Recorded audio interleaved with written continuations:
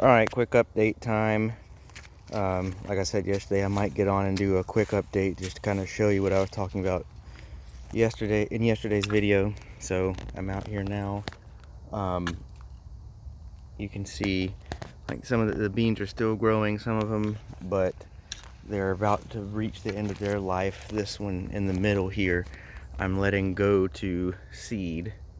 So you see they start to turn. Well, there we go. They start to turn a brownish color, and then they end up looking more like, now this one's kind of floppy because it's been on the ground, so it's a little more wet, but they end up kind of like this. They turn brown, the pod turns brown, and then on the inside you have the dry beans. So all the ones that are left on this one here, I'm letting just go to seed, and I'm gonna save them. So I'll have quite a few left, and this one's still putting out some, but not a lot. So you can see it starting to slow down. This one over here, this is the one that got messed with by aphids, so it didn't do as well. I don't know if it's because of the aphids or what, but it just didn't do as well. I've just been out here kind of hoeing the weeds. I haven't done it in a little while. This is the pear tomato. It's got a little baby pear tomato coming up there, and it's got flowers. Hopefully the cold that we had didn't kill it, and we're about to get some more this coming week, so hopefully it won't kill it. I've been trying, I didn't cover that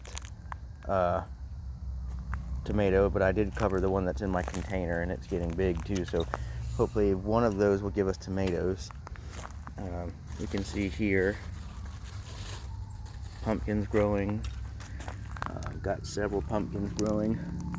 There's another one right there. That's two. I'm not exactly sure how many. There's three right in there. And I've been trying to make sure that for the most part these stay covered so that they didn't get killed with the frost. We had a little bit of frost, so no freeze, just a little bit of frost. There's four. There, that's gonna be five right there. It's starting to grow. That one, I don't know if it's opened yet. There's six. That one's new. I thought there were some on this side. It might not have been. Let's see. I don't remember. I don't think I got this one. There's seven.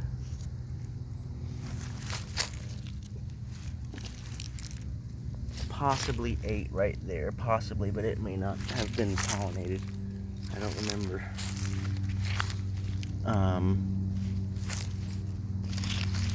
But for sure we have seven. Possibly nine right there. For sure we have seven though. And let me go show you my daughters. So for sure on mine we've got seven, and then my daughter has one, so that's eight.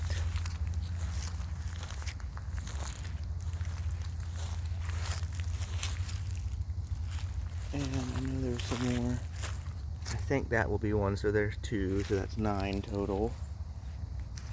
And I thought there was some more over here. See the little, that's the little baby ones when they're coming up. Those flowers haven't even opened yet. That could possibly be one there.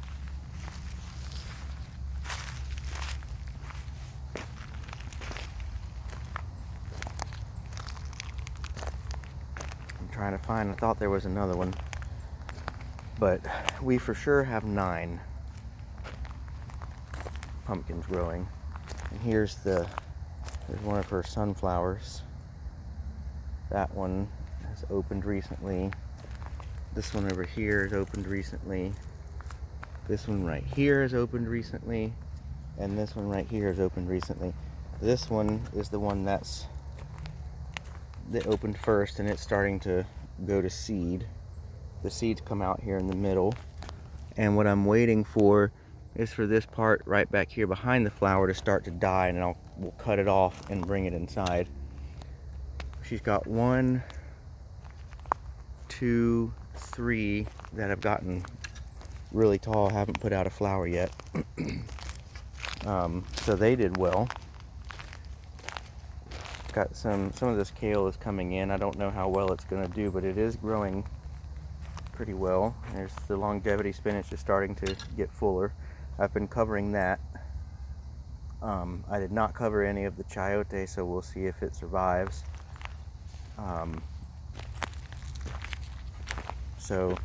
But everything else is doing okay right now.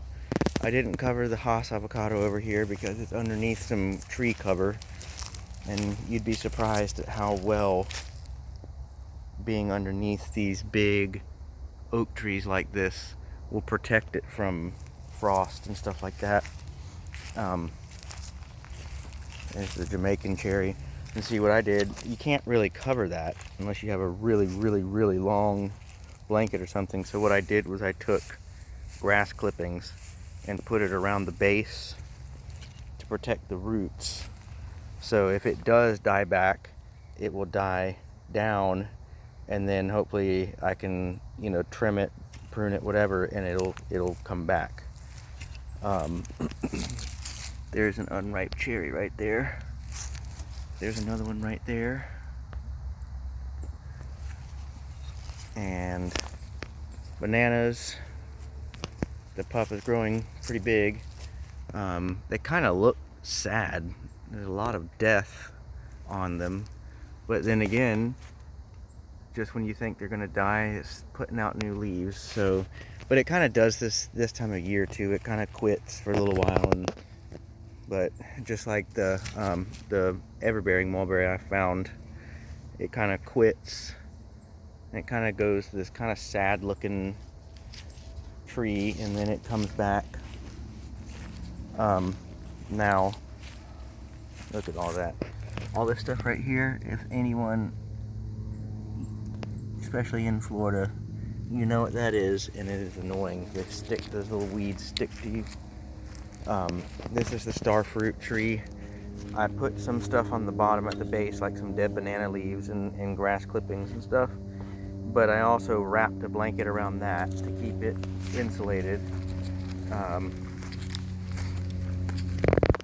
I put grass clippings at the base of this loquat. I put them at the base of this pomegranate. See, here's some of the blankets I've been using. I put grass clippings at the base of this, the Pakistani mulberry. And I don't think I did anything for the fig tree. Here's the fig tree. I planted it out here. See, it's got a couple figs on it, and it does have some new leaves popping out, but most of the leaves are dying because this time of year it goes completely dormant and it will drop its leaves. But see, out of these little buds on the end, it will sprout new ones.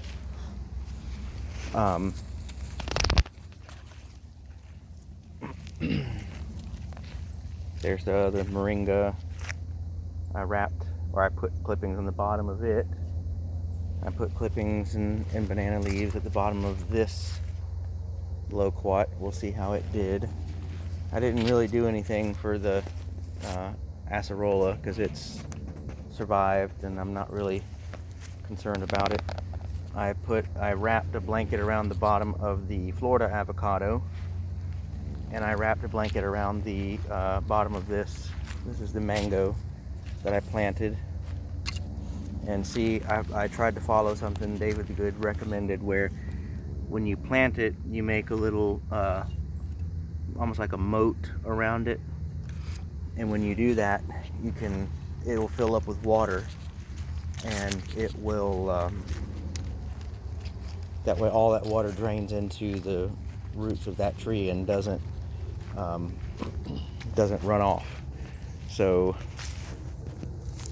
I tried to do that with that one. I haven't done it with a lot of my other trees, but I'm going to try to start doing from now on.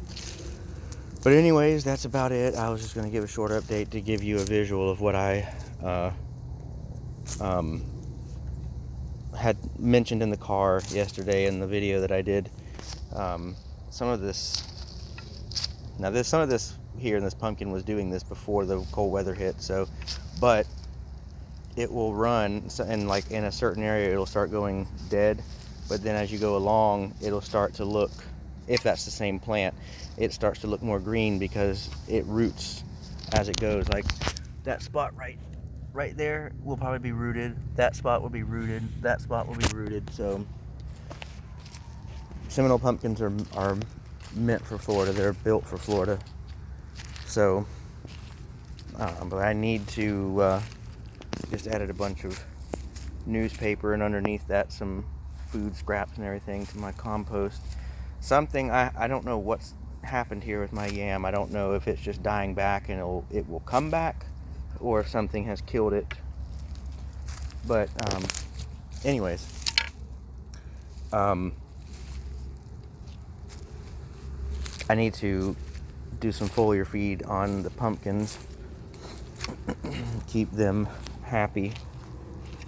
But for now, I'm going to finish hoeing up this. It's been a little while since I've done it, so the weeds are coming in some. I'm going to finish hoeing this up. I'm currently getting swarmed by mosquitoes, unfortunately, and I'm going to try to do this before I get carried off. And I don't know if I'll foliar feed today. I might do that tomorrow afternoon so that it has more time to dry in the sun, because sun's starting to go down. So, but anyways, that's all for now, and I will talk to you later.